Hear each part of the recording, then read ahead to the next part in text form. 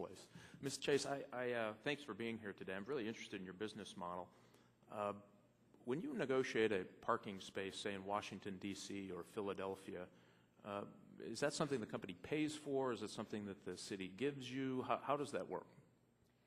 That's a jurisdiction by jurisdiction thing that's typically done through an RFP. Right, so you compensate on most cases, or are they given to you in most cases? I can't speak for what's happening today, and I couldn't give that count, but I have paid for municipal parking spaces. Yeah. And so you took advantage, basically. It's a good business model. I think it's a smart business model, but you took advantage of the concrete and the curb paid for by taxpayers. You negotiate a much lower rate, and the only reason I say that, I've driven by those spaces and looked with envy as I've been around the block 16 times trying to park my car. So what you've done is you've utilized taxpayer-funded support networks, the infrastructure. You've utilized that park, taken it off the market for the rest of the taxpayers who paid for it, and for this service business model. I think it's clever, don't get me wrong, but you can clearly see that you're taking advantage of that particular spot based on someone else's investment, mainly the taxpayer. And I find it interesting because I know you got several millions of dollars to help you start your company from the federal government. And the argument being, I think we found $6.5 million to date on earmarks to Zipcar. And I do believe the figure is larger than that at the end of the day. So, but here, let me make my point, and then I'll certainly get your response. So you understand why I think advocacy is important and why we should understand advocacy and why people take position. I mean, your company did well. It was certainly helped financed by the federal government. You're taking advantage of taxpayers by using their infrastructure and making money off it. Hey, if you get away with it, God bless you. I'm for it. It's capitalism.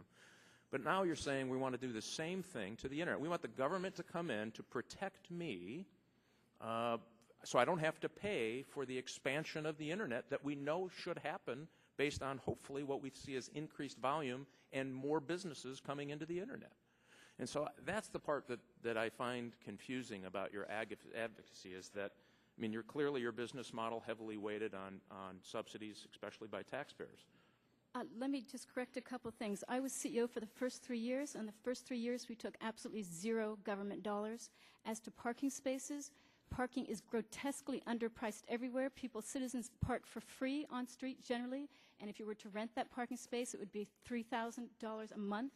So it is certainly by no means, I would feel it was uncompetitive that we had to compete with free on-street parking given to residents, and we could not access that. I'm not sure where the free on parking is, but you ought to try putting the quarters in. You better bring about 8,000 pounds of quarters in Washington, D.C. But I will just say... So this is not the argument, but to this other piece, so I do not think at all that we have sucked at the government tit in any case. I would say, though, that when I look at market, I have written here that market signals are driven by demand and by competitive pressures, and we can look to what we were talking about, which is that the access to an open internet is gated by two major companies. They may be responding, the market signals might be working for demand, but they are not responding I'm running out of to time. competitive pressures. I hear your point, but you said something interesting. You said if you can get there, and I completely agree with you. On-ramps and off-ramps are incredibly important.